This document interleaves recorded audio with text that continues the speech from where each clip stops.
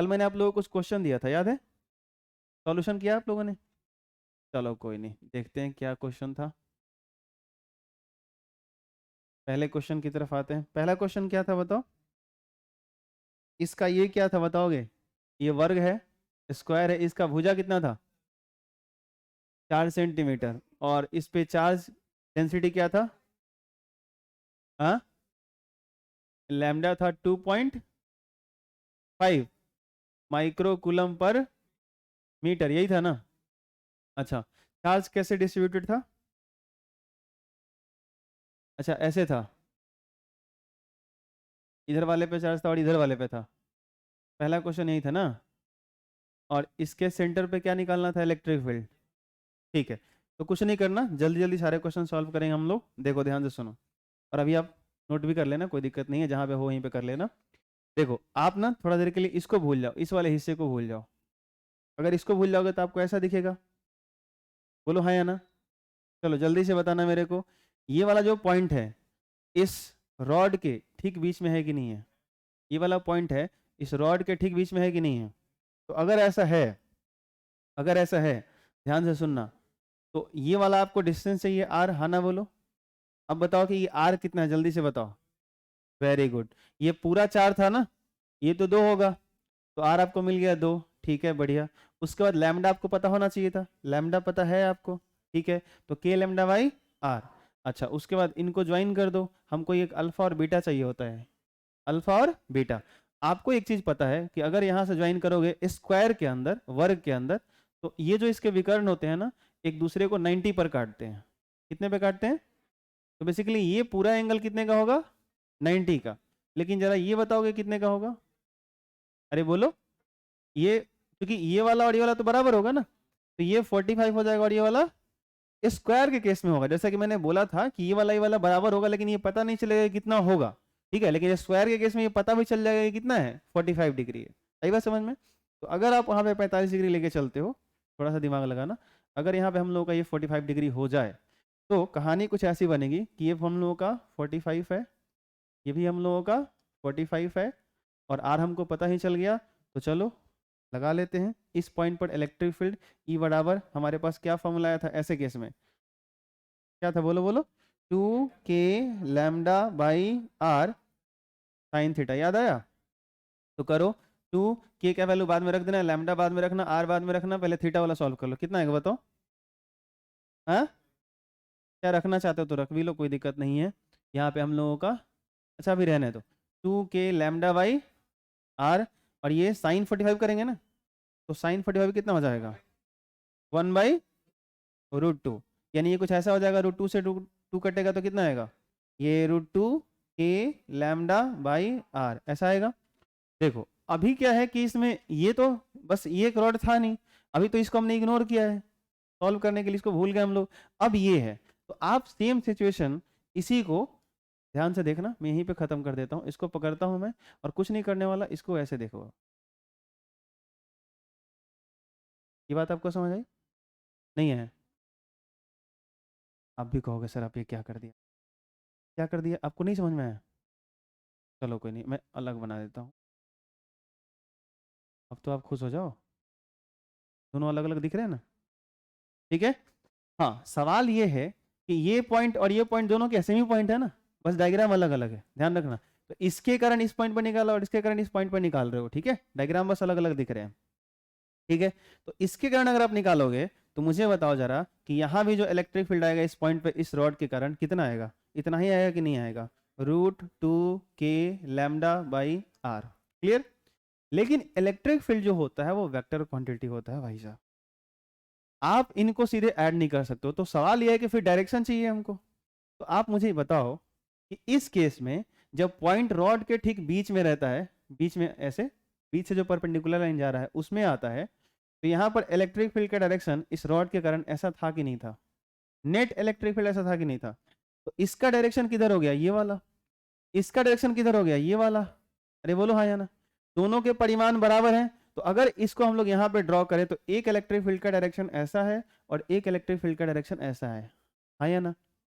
तो net elect, ये तो बीच का एंगल कितना हो गया? 90 हो गया, और दोनों के परिमाण अगर बराबर है और ये हम लोगों का एंगल कितना आ गया 90 है, तो जो रिजल्टेंट होगा इस पॉइंट पे इलेक्ट्रिक फील्ड, वो जितना एक का मैग्नीट्यूड होता है उसमें √2 से मल्टीप्लाई कर देते हैं हम लोग। तो एक का कितना है √2 के लैम्डा बाई आर, और अगर मैं √2 से मल्टीप्लाई कर दूं तो फिर से वो कितना हो जाएगा 2 के लैम्डा बाई आर, इस पॉइंट पे इतना हो जाएगा। क्लियर, कोई दिक्कत?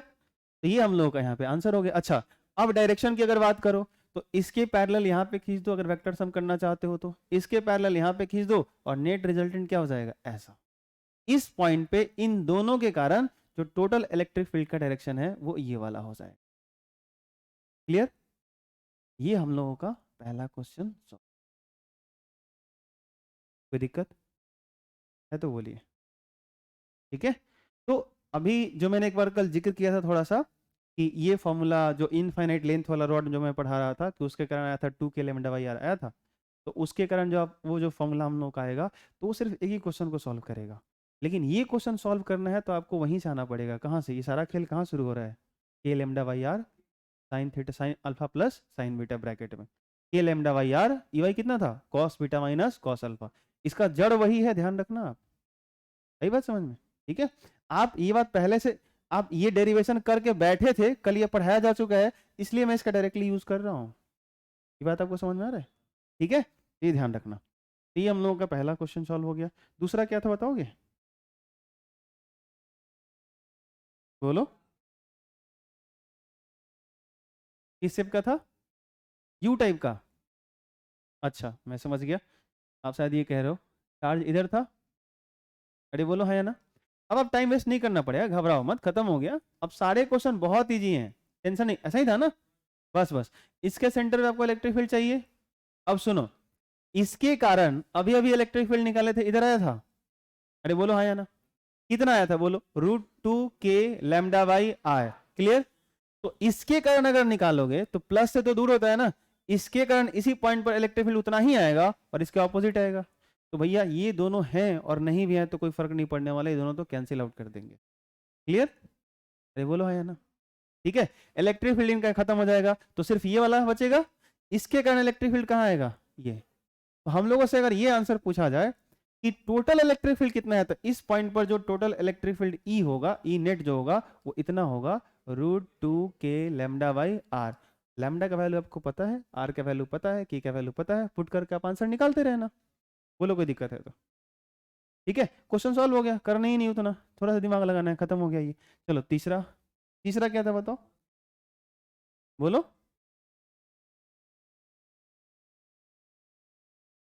बोलिए, ट्रायंगल था? तीसरे में ट्रायंगल आ गया था? नहीं, ट्रायंगल अभी नहीं था, ये कुछ ऐसा था, एक यहाँ पे था, इधर चार्ज था, और फिर यहाँ चार्ज था। तो मुझे लगता है आप इसका आंसर तो खुद ही बता दोगे। अब बताओ कितना होना चाहिए? ई कितना होगा 0, क्योंकि इसके कारण इलेक्ट्रिक फील्ड इधर, इसके कारण इलेक्ट्रिक फील्ड इधर। आई बात समझ में? और कितना आएगा एक बार बार बार लिख लेना, √2 के लैम्डा बाई आर, इधर भी कितना होगा √2 के लैम्डा बाई आर, ताकि आपको याद हो जाए। दोनों का magnitude equal, direction opposite, net result क्या मिलेगा 0। चलो चौथे की बात करते हैं, बताओ क्या होगा।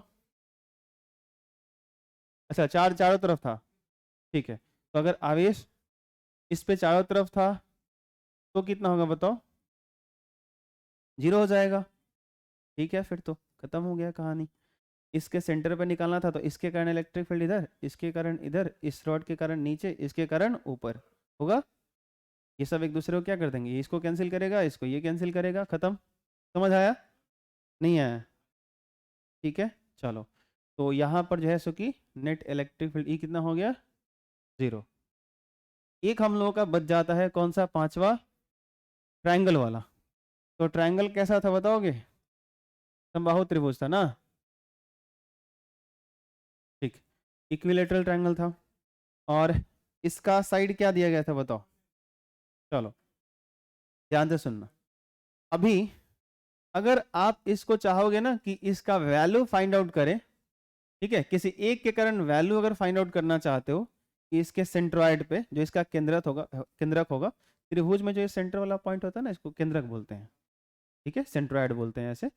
तो यहाँ पे जो है सो कि अगर आप इलेक्ट्रिक फील्ड निकालना चाहते हो तो फिर वो लंबा काम होगा, अगर मैं आपको इसमें यही काम करके देता कि इसमें से किसी एक तरफ में चार्ज हटा देता तो फिर ये क्वेश्चन अच्छा खासा टफ हो जाता। टफ नहीं होता, बस थोड़ा सा टाइम लगता बनाने में। ये अगर इन दोनों पे चार्ज है और इसके कारण इस पॉइंट पे इलेक्ट्रिक फील्ड होगा, तो आप प्रयास करना। मैंने बोला था कि बहुत सारे क्वेश्चन क्रिएट किए जा सकते हैं, आप सोच सकते हो, बना सकते हो। आपको ये चीज जैसे कि अगर करना हो तो फिर वो काम आपको मेहनत करने पड़ेंगे। बाकी बात जैसे कि इस केस में अगर आप इलेक्ट्रिक फील्ड चाहते हो तो इतना आपको समझ में आ रहा होगा कि सर जब इससे निकालेंगे तो इन दोनों को मैं भूल जाऊंगा, और इससे निकालूंगा इलेक्ट्रिक फील्ड तो उसका डायरेक्शन ऐसे होगा। बोलो हाँ या ना। इसके कारण इलेक्ट्रिक फील्ड का वैल्यू जो भी आएगा, मैग्नीट्यूड में जो भी आएगा, मुझे नहीं पता, मैं उसकी बात नहीं कर रहा हूं। अगर कहोगे तो मैं उसके पीछे जाऊंगा भी, उसको निकालने की कोशिश भी करूंगा। ठीक है, आई बात समझ में। लेकिन ये ऐसा होगा, मैग्नीट्यूड क्या होगा वो अलग बात है। मान लो कुछ मैग्नीट्यूड एक्स होगा लेकिन डायरेक्शन ऐसा होगा। क्लियर। इसके कारण निकालोगे तो डायरेक्शन ऐसा होगा। ठीक है, इसके कारण इसी पॉइंट पर निकालोगे तो ऐसा आएगा। अब क्या होगा, इन तीनों का मैग्नीट्यूड इक्वल होगा क्योंकि ये लेंथ सबके लिए सेम है, लैम्डा सबके लिए सेम है, साइड का लेंथ तीनों सबके लिए सेम है। ठीक है, अच्छा यहां से जो आर लेते हो, यहां से जो परपेंडिकुलर डिस्टेंस होता है, ये जो जिसको आप आर कहने वाले हो, इसके लिए आर, इसके लिए आर और इसके लिए आर, ये तीनों क्या होने वाला है, सेम होने वाला है। अरे बोलो हाँ या ना। इसके कारण क्या होगा कि जो है सो कि इस पॉइंट पर जो नेट इलेक्ट्रिक फील्ड होगा, तीनों ये जो है सो कि साइड के कारण सेम होने वाला है। डायरेक्शन अलग अलग है। हाँ, तो एंगल की अगर बात करोगे, ये वाला एंगल तो आएगा 120, ये वाला आएगा 120, ये वाला आएगा 120। और ऐसे केस में आपको बताया जा चुका है कि रिजल्ट क्या आने वाला है। अगर तीनों का परिमाण बराबर हो और 120 120 पे हो तो क्या आ जाएगा, 0। ठीक है, ये वेक्टर में ही आप पढ़े हो, दिखा भी देता हूं एक बार। ऐसा क्यों होता है, क्योंकि इन दोनों को जोड़ोगे तो इसका रिजल्ट इसके बीच में आता है और इन दोनों के बराबर ही आता है। तो तीनों बराबर थे, मतलब तीनों के बराबर ही आया।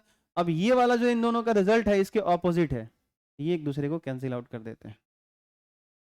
आई बात समझ। ठीक है, और वैसे भी सोचो कोई चीज है उसमें 3 रस्सी बांध दो, ऐसे बराबर 120 120 के एंगल पे 3 तरफ लोग खींच रहे हो और बराबर फोर्स से खींच रहे हो, ये कहीं नहीं जाने वाला है, वहीं पे रहेगा। आई बात समझ। तो नेट फोर्स आपका 0 ही मिलने वाला है। ठीक है, तो यहाँ पे टोटल इलेक्ट्रिक फील्ड 0 हो जाएगा। तो ये तो ऐसे सॉल्व हो गया। लेकिन अगर आपको फाइंड करना हो किसी एक के कारण क्या मैग्नीट्यूड आएगा, ठीक है, तभी आप दूसरा कारण निकाल सकते हो। मान लो यहाँ पे अगर किसी एक ही रॉड पे होता, दो पे चार्ज नहीं होता, एक ही साइड पे चार्ज होता, दो साइड पे नहीं होता, और फिर आपको फाइंड करना होता, तो आपको क्या चाहिए बताओ। फॉर्मूला क्या है हमारे पास, 2k lambda by R sine theta. आपको प्रॉब्लम पता है कहाँ होगा, एक ये एंगल को लेके प्रॉब्लम होगा और फिर एक आर को लेके प्रॉब्लम होगा। ये मेन मकसद है, इसको फाइंड करना। ये वाला कैसे निकालोगे आप इसको, ये आर होगा क्या, तो थोड़ा सा इतना आप कर लेना।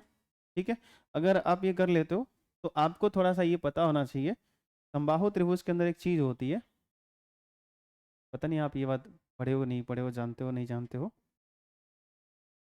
यहां से एक हम लोग लाइन खींचते हैं जिसको हम लोग बोलते हैं मेडियन, माध्यिका, जो आधार को 2 बराबर भागों में बांटता है, जो बेस को 2 इक्वल पार्ट में बाइसेक्ट करता है, बांटता है। फिर इधर से इसका एक मीडियन खींचो, इस साइड का एक मीडियन खींचो, इसका एक मीडियन खींचो, और इनकी अच्छी बात क्या होती है, तीनों एक ही पॉइंट पे कट करते हैं। ठीक है, आई बात समझ में। और इसका जो रेशियो होता है ना, इसका और इसका जो रेशियो होता है, अगर मैं बोलूं कि ये वाला x है और ये वाला y है, तो x:y का जो रेशियो होता है ये 2:1 का रेशियो होता है। कितने का रेशियो होता है, 2:1 का होता है। ये थोड़ी सी गणित आपको पता होनी चाहिए। ठीक है, और फिर आपको क्या लगाने पड़ेंगे, ये जो समबाहु त्रिभुज का मीडियन होता है अपने आप में यहाँ पे परपेंडिकुलर भी होता है। तो आप क्या लगा दो, ये साइड आपको पता है, जल्दी बोलो हाँ या ना। साइड तो दिया गया था ना। अच्छा, अगर साइड दिया गया था तो बताओ ये पता है कि नहीं पता है, अरे बोलो हाँ या ना। ठीक है, तो भाई ये पूरा है तो इसका आधा होगा ना। मान लो साइड कितना दिया, जल्दी बताओ। 4 दिया था, तो ये पूरा हो गया यहाँ से यहाँ तक 4, ये कितना हो गया 2, ये 4 पता है, कितना पता है 2, और मैं बोल रहा हूँ इसका और इसका रेशियो 2:1 का होता है। क्लियर। तो अगर मैं बोलूंगा कि भैया ये x है ना, तो ये वाला हो जाएगा 2x, ये पूरा कितना हो गया 3x, कितना हो गया। अब आप क्या कर सकते हो, इसमें पाइथागोरस थ्योरम लगा सकते हो। ठीक है, कैसे लगा सकते हो पाइथागोरस थ्योरम, बोलो। ये 90 के सामने कर्ण हुआ ना, तो 4 का स्क्वायर 16 बराबर आधार 2 का स्क्वायर 4, और ये 3x 2x और x कितना हो जाएगा 3x का स्क्वायर 9x², इसको सॉल्व करोगे x निकल जाएगा और x ही आपका r है। ठीक से देखो, यहाँ से यहाँ तक जो आपका x है यही आपका r है। ठीक है, अब ये मत कहना सर ये प्रूफ करके दिखाओ कि 2:1 का रेशियो होता है, फिर गणित पढ़ो मेरे से, फिजिक्स बंद कर देता हूँ। ठीक है, ये आप जाके पढ़ो कि कैसे आता है, सबके प्रूफ है, अभी आप मान के चलो। ठीक है, चलो आगे बढ़े। क्लियर है? तो ये आर कैसे निकलेगा समझ में है? और मुझे नहीं लगता कि फिर आपको एंगल बताने की जरूरत है कि ये जो है सो कि ये अल्फा और बीटा ये दोनों तो सेम ही होंगे, तो एंगल कैसे निकालोगे? फिर मत पूछ लेना यार। अभी एक बात बताओ, ये तुम्हारा ये समबाहु त्रिभुज होता है तो ये पूरा एंगल कितने का होता है? जल्दी बताओ। 60 का। तो ये आधा कितना हुआ? 30 का। ये कितना हुआ? 30 का। ये 30 30 60 तो ये कितना हुआ? 120 का। तो इधर वाला 60 हुआ, इधर वाला 60 हुआ, तो मिल गया ना थीटा 60। अरे बोलो हाँ है ना? तो थीटा मिल गया, आर यहाँ से निकाल लोगे। अरे बोलो है ना? और यही तो दो चीज चाहिए था आपको। तो अगर किसी एक पर जो, समझ में आ रहा है कि नहीं आ रहा है? अरे तो अगर किसी एक पर मैं चार्ज दे देता, किसी एक साइड पे चार्ज दे देता, ठीक है, मान लो मैंने क्वेश्चन नहीं दिया, लेकिन मान लो कहीं टेस्ट में मैंने दे दिया, तब कैसे बनाओगे? बनाना पड़ेगा ना आपको। ठीक है, और फिर मैंने पूछ दिया बताओ यहाँ पे इलेक्ट्रिक फील्ड क्या होगा, तो अब समझ में आ रहा है कैसे बनेगा ये? ये टेस्ट में दूंगा, ध्यान रखना ये बात, इसीलिए बता भी रहा हूँ। समझ आया? ठीक है, चलो वापस आते हैं। तो क्लियर हो गया, यही क्वेश्चन था हम लोगों का, खत्म हो गया यहाँ तक। हेलो, हो गया? बोलिए। तो आपके लिए ये सॉल्व ही नहीं मैं करवाऊंगा, अभी समझा दिया मैंने। आपके लिए होमवर्क ये रहा, फिर कल मैं कराऊंगा नहीं, आप कर लेना। ठीक है, कि अगर इसके एक साइड पे अगर चार्ज हो या दो साइड पे चार्ज हो, तो इसके सेंट्रॉइड पे, केंद्रक पे कितना इलेक्ट्रिक फील्ड होगा वह फाइंड कर लेना। ठीक है, और कॉपी चेक करवा लेना आप। क्लियर है? कैसे निकालना है, एंगल कैसे आएगा, आर कैसे आएगा, बता दिया मैंने। दूसरी चीज ये है कि एक क्वेश्चन और सोच लेना। वो क्या सोच के आना है आपको कि ये वाला जो क्वेश्चन आपको दिख रहा है, ये वाला, इसमें मैं आपको आज ये क्वेश्चन थोड़ा सा डिफरेंट कर देता हूं। चार्ज डिस्ट्रीब्यूशन ऐसा ही है, इसका साइड जो मैंने दिया था 4 सेंटीमीटर स्क्वायर का है, 4 सेंटीमीटर। ठीक है, लैम्डा जो मैंने दिया था 2.5 micro coulomb per metre, same वो रहेगा लैम्डा आपके लिए। बस इलेक्ट्रिक फील्ड जो मैं बोला था कि सेंटर पे आपको फाइंड करके लाना था, इस बार आपको इलेक्ट्रिक फील्ड इस साइड के मिड पॉइंट पे फाइंड करके लाना है। यहाँ पे इलेक्ट्रिक फील्ड टोटल क्या होगा ये आपको बताना है। ठीक है, कोई दिक्कत? ठीक है, तो ये इस पॉइंट पर इलेक्ट्रिक फील्ड क्या होगा ये चलो आप फाइंड कर लेना। आप कर लोगे, कॉपी चेक करा लोगे, तो याद रखना टेस्ट में आपसे क्वेश्चन बनेंगे। ठीक है, नहीं तो मैं आपको टेस्ट में जब क्वेश्चन दूंगा तो ये सब क्वेश्चन रहेंगे, पहले ही बता दे रहा हूँ। ऐसा कभी हुआ कि जो क्वेश्चन बोला वही आ गया? अब होगा, जो बोल रहा हूँ वो क्वेश्चन रहेगा। ठीक है, ये ध्यान रखना। तो एक ये सॉल्व कर लेना, और एक आप जो है सो कि ये सॉल्व कर लेना, ये वाला सॉल्व कर लेना जो मैंने अभी समझाया।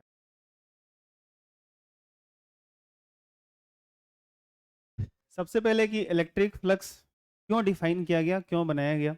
इलेक्ट्रिक फ्लक्स इसलिए डिफाइन किया गया क्योंकि बहुत सारे केस में इलेक्ट्रिक फील्ड इंटेंसिटी जब हम निकालने जाते थे तो बड़ी टफ काम हो जाता था हमारे लिए।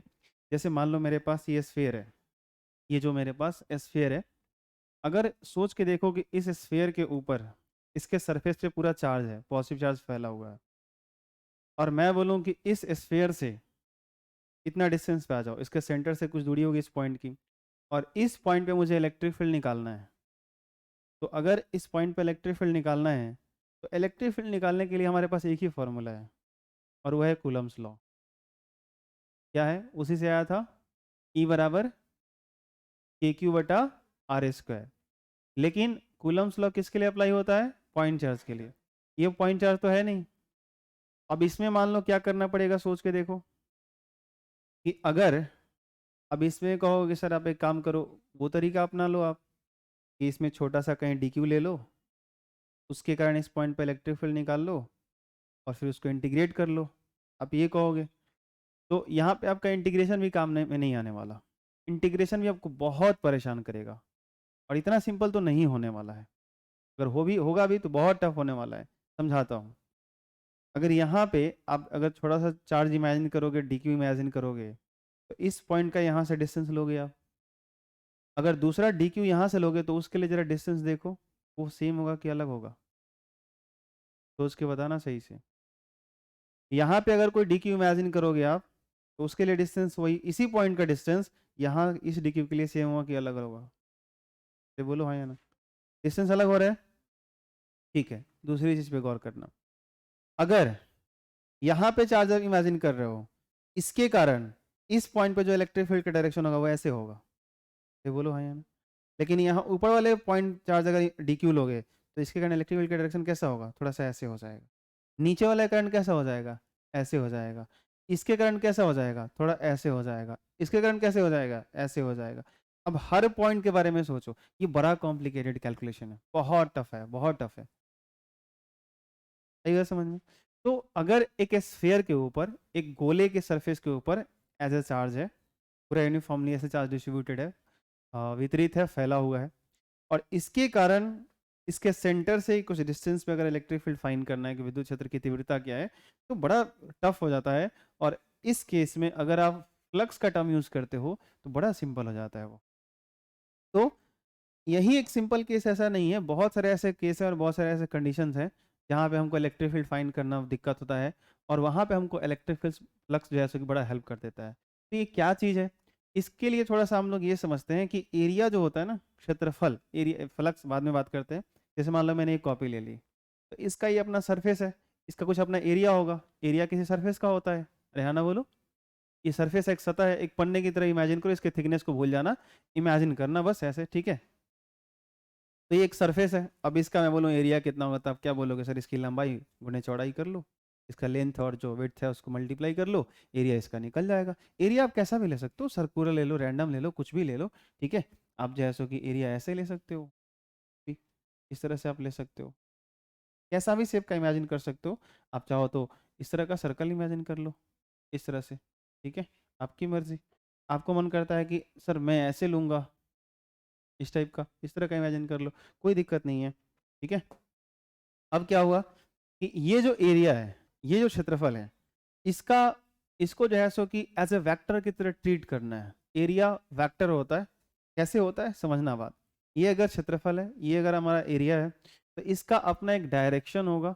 क्योंकि देखो मैंने कई बार आपको एक चीज बोला होगा कि अगर किसी चीज का डायरेक्शन बदलते हो, किसी चीज का ओरिएंटेशन बदलते हो, और रिजल्ट अगर बदलता है, तो याद रखना इसका मतलब है उसके ओरिएंटेशन पे, उसके डायरेक्शन पे वो चीज डिपेंड कर रहा है।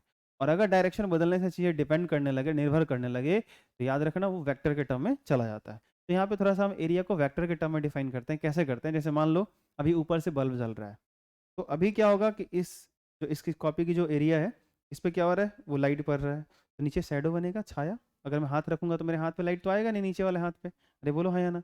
इधर शैडो बन रहा होगा, ये जो नीचे वाला मेरा हैंड, इस पे तो शैडो बन रहा है ना, वो अंधेरा हो जा रहा है, लाइट नहीं आ रहा है, तो कितना वो कवर कर रहा है, जितना इसका एरिया है उतना शैडो बना रहा होगा, अरे हाँ ना बोलो। जैसे इसके पास में ही मेरा हाथ है, नीचे नहीं है, ठीक है। वरना याद रखना लाइट जब पढ़ोगे तो पता चलेगा कि लाइट जो है इंड से बेंड भी करती है।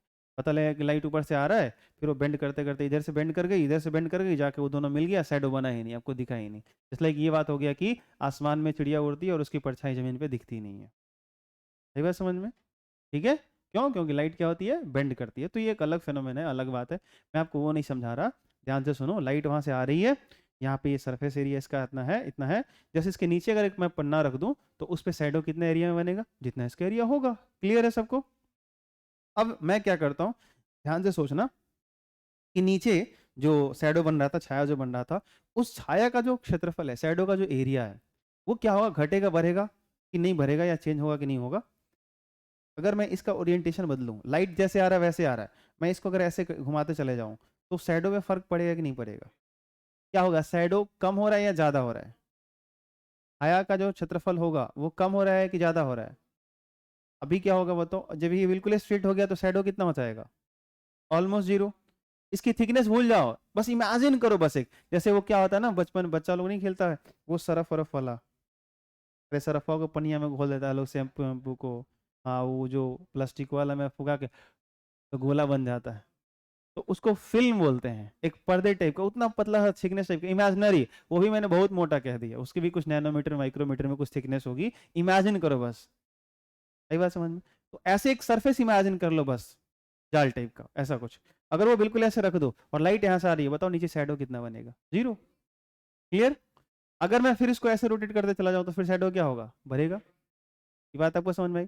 तो शैडो मैक्सिमम कब बनेगा? जब ये ऐसे रहेगा। अरे बोलो हाँ या ना? तो इस टाइम पे नीचे शैडो मैक्सिमम बनेगा और इस टाइम पे शैडो। क्लियर? अब बस आपको ये समझना है कि जो ये लाइट रेज आ रही है ना, ध्यान सुनना, जो ये प्रकाश किरण आ रही है, इसको आप सोच के देखो एकदम ऊपर से। अभी आपने जो वीडियो देखा थोड़ी देर पहले, उसमें जो वो ब्लू कलर का वो इलेक्ट्रिक फील्ड दिख रहा था, बहुत सारा लाइंस, जो मैं बार बार आपको बोला करता हूँ कि हॉल के अंदर, रूम के अंदर इमेजिन करो कि इधर बहुत सारा कील लगा दिया, इधर बहुत सारा कील लगा दिया, धागा बांध दो खींच खींच के, याद आया? तो उस तरह के इलेक्ट्रिक फील्ड लाइंस इसके अंदर इमेजिन करो। तो अब सोचो कि जो लाइट ऊपर से आ रहे हैं वो सब सोचो कि इलेक्ट्रिक फील्ड लाइंस है, जिसके अंदर से प्रकाश किरण चल के आ रही है, उन सबको इलेक्ट्रिक फील्ड लाइन समझो। आई बात समझ में? ये बोलो हाँ या ना?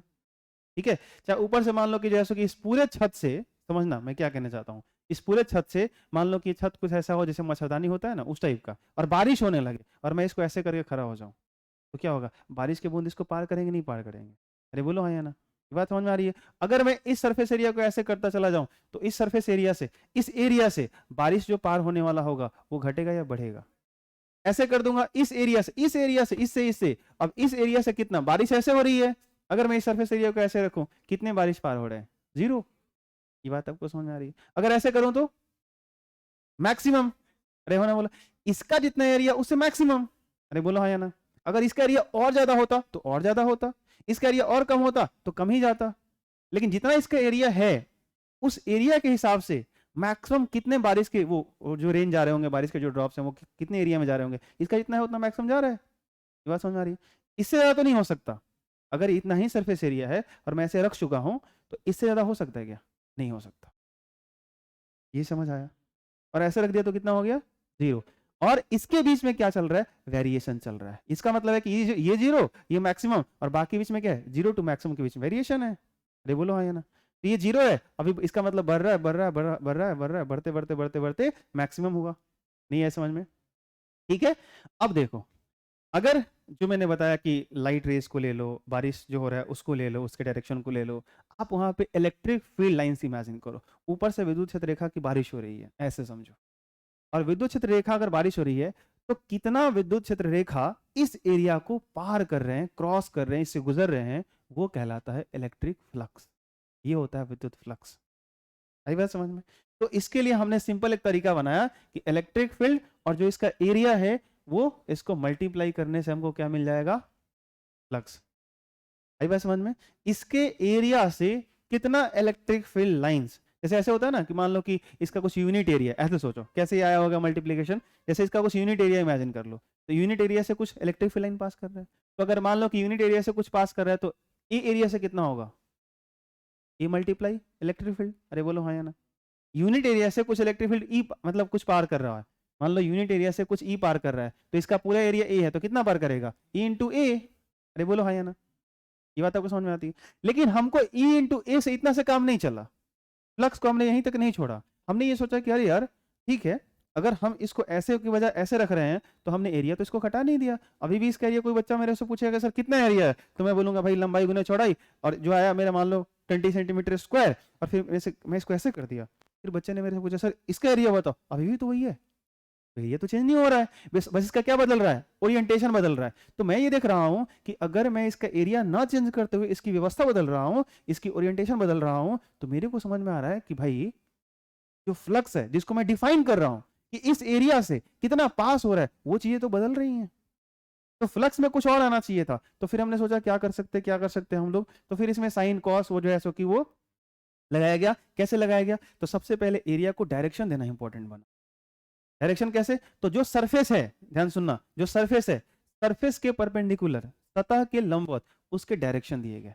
अगर ये सरफेस प्लेन है, ऐसे अगर सरफेस है तो इसका डायरेक्शन ऐसे, सरफेस से परपेंडिकुलर।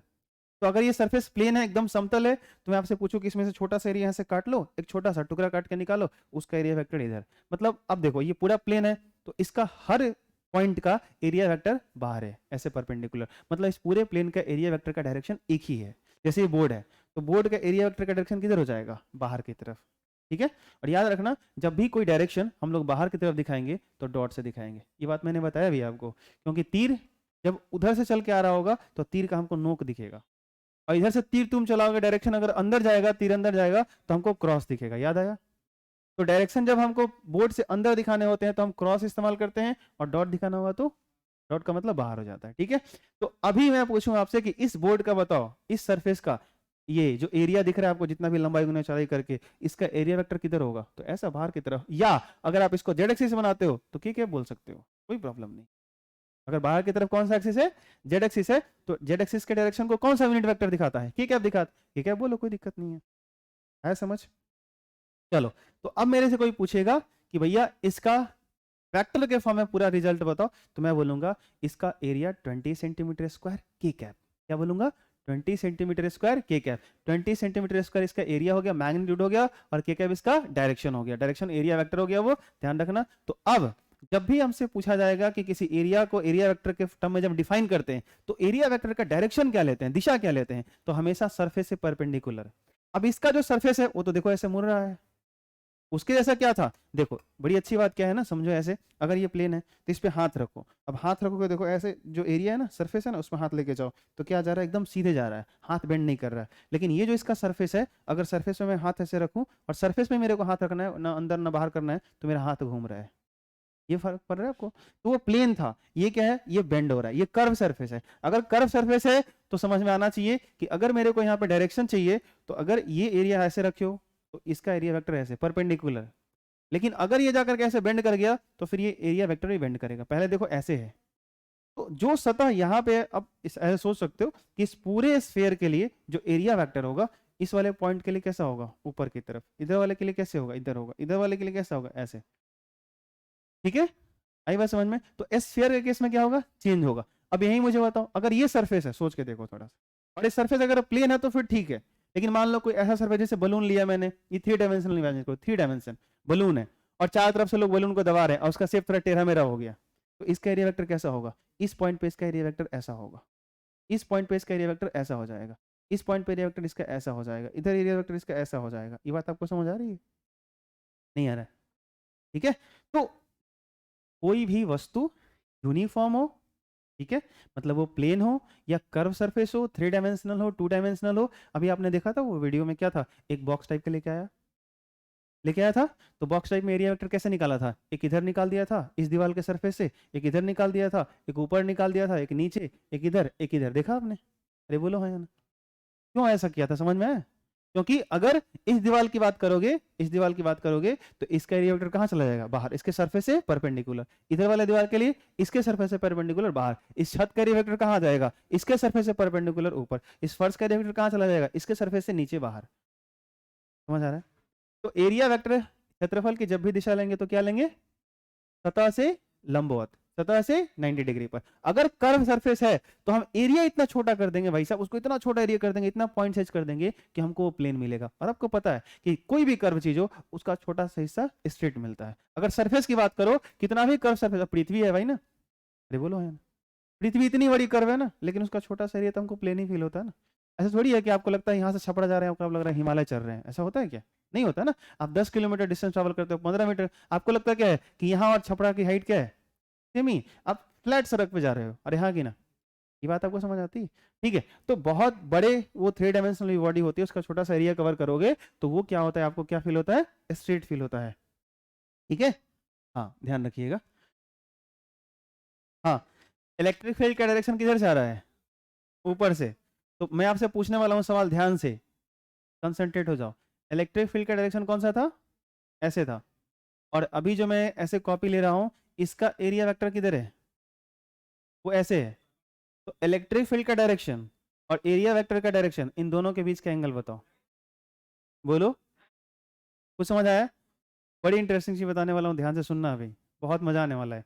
इलेक्ट्रिक फील्ड का डायरेक्शन नीचे, अभी तुम साइंटिस्ट बनोगे थोड़ी देर में। इलेक्ट्रिक फील्ड का डायरेक्शन नीचे, एरिया वेक्टर इधर, ठीक है।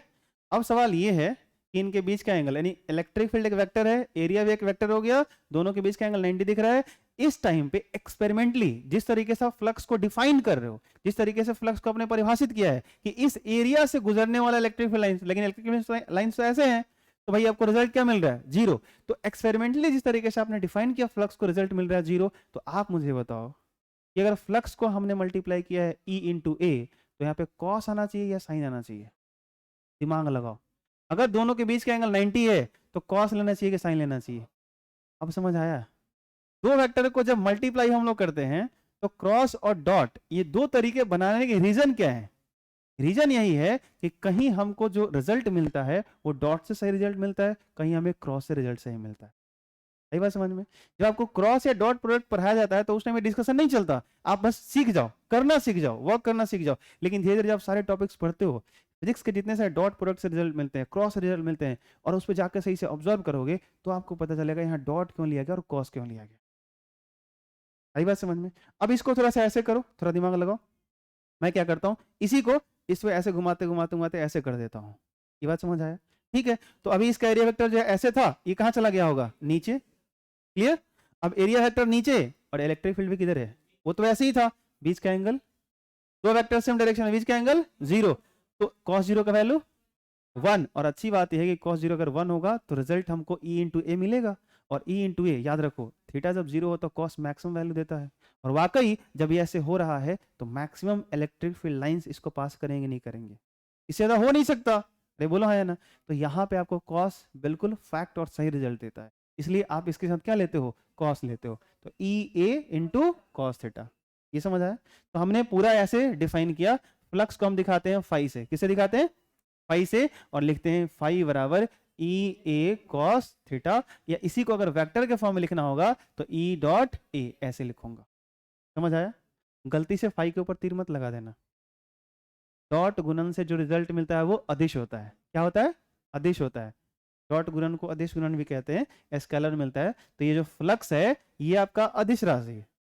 ये दोनों वेक्टर की तरह ट्रीट किए जा रहे हैं, ये दोनों वेक्टर हैं, ठीक है, लेकिन इनका जो रिजल्ट है वो क्या है? स्केलर है। और डॉट क्यों आया? समझ आया? अरे बोलो हाँ या ना?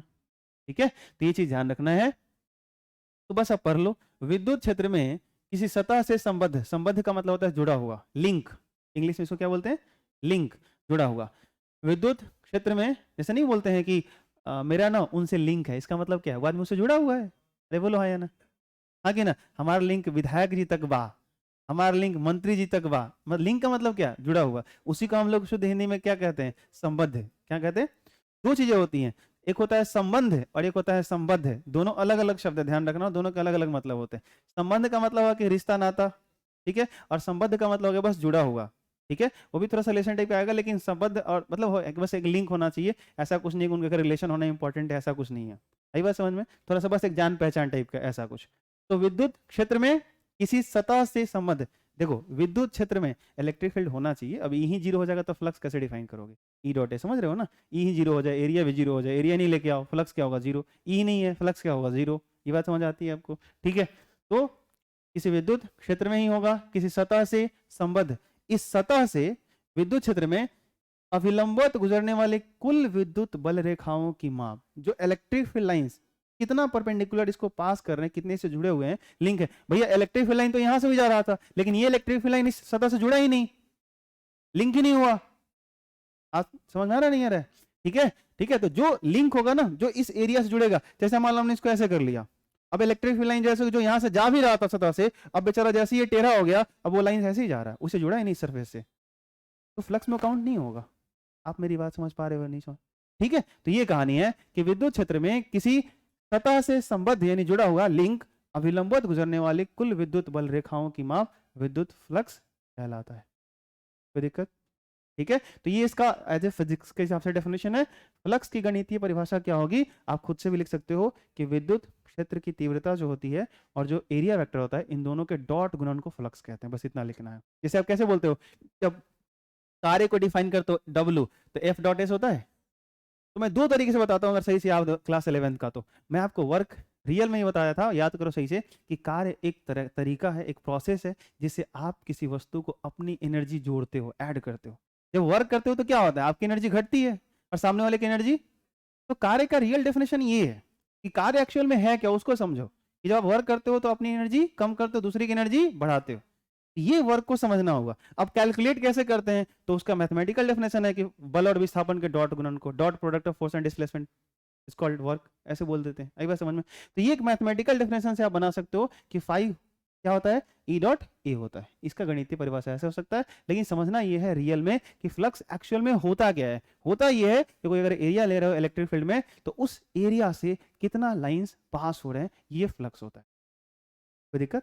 और अगर ये क्लियर हो गया तो हम लोग याद करा देता हूं, आपका यही बोल देता हूं, याद रखना। सेम विद्युत फ्लक्स की जगह विद्युत हटेगा और आएगा चुंबकीय फ्लक्स। क्या आएगा? और जहां विद्युत क्षेत्र रेखा इमेजिन कर रहे हो वहां आएगा मैग्नेटिक फ्लक्स, बोलेंगे उसको इंग्लिश में। और वहां पे आपको फिर ऐसी फाई निकालोगे और बस एक चीज बदलेगा, ई डॉट ए है ना आज, वहां पे मिलेगा बी डॉट ए। ई यहाँ पे इलेक्ट्रिक फील्ड है, बी वहां पे मैग्नेटिक फील्ड हो जाएगा। सेम रहेगा। यहां बोल रहे हो कि किसी क्षेत्रफल से विद्युत क्षेत्र रेखा गुजरने वाला, वहां बोलोगे उस सतह से गुजरने वाला चुंबकीय क्षेत्र रेखा। आई बात समझ में? तो जिसका इलेक्ट्रिक फ्लक्स ठीक होता है उसको मैग्नेटिक फ्लक्स में टाइम नहीं लगता, मैग्नेटिक फ्लक्स उसका क्लियर हो जाता है। आई बात समझ में? क्योंकि सेम चीज है, ठीक है, बस फील्ड का नेचर बदलता है। तो ये चीज था, तो आप इसको नोट कर लीजिए और बाकी इसका मैथमेटिकल कैलकुलेशन या और चीजें बाद में करेंगे।